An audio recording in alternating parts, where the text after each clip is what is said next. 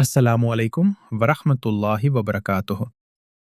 இஸ்லாம் என்பது மனிதர்களை அல்லாஹ்வின் ஒரே வழிபாட்டிற்கு அழைக்கும் தூய்மையான மார்க்கம்.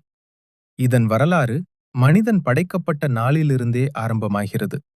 ஆதம் அலைஹிஸ்ஸலாம் முதல் இறுதி நபி முஹம்மத் ஸல்லல்லாஹு அலைஹி வஸல்லம் வரை அனைத்து நபிமார்களும் ஒரே செய்தியையே கொண்டு வந்தார்கள். அல்லாஹ்வை மட்டுமே வணங்குங்கள். இறுதி நபி முஹம்மத் ஸல்லல்லாஹு அலைஹி வஸல்லம் மற்றும் இஸ்லாமின் ஆரம்பம். கிபி 570ஆம் ஆண்டு மக்கா நகரத்தில் நபி முஹம்மத் ஸல்லல்லாஹு அலைஹி வஸல்லம் அவர்கள் பிறந்தார்கள். 40 வயதில் ஹிரா குகையில் முதல் வஹி வெளிப்பாடு இறங்கியது. இக்ரா, வாசி. இதுவே இஸ்லாமின் வெளிப்படையான ஆரம்பமாகும். மக்கா காலம். மக்காவில் இஸ்லாம் பரவ ஆரம்பித்த போது முஸ்லிம்கள் கடுமையான துன்புறுத்தல்களை சந்தித்தார்கள்.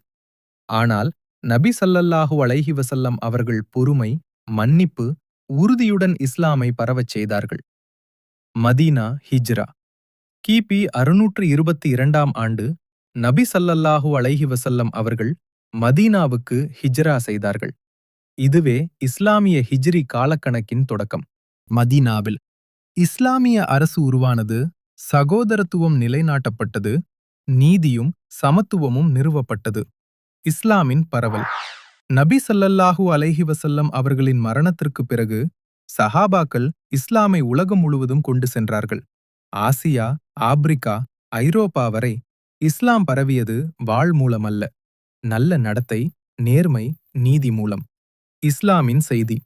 இஸ்லாம் கூறுவது, ஒரே இறைவன், மனிதர்களிடையே சமத்துவம், பெண்களுக்கு மரியாதை, ஏழைகளுக்கு உரிமை, மனித குலத்திற்கே இரக்கம். இஸ்லாம் என்பது ஒரு மதம் மட்டுமல்ல, ஒரு வாழ்க்கை முறையாகும். இந்த வரலாறு நமக்கு சொல்லும் பாடம்: அல்லாவின் வழியில் நிலைத்தால் வெற்றி நிச்சயம்.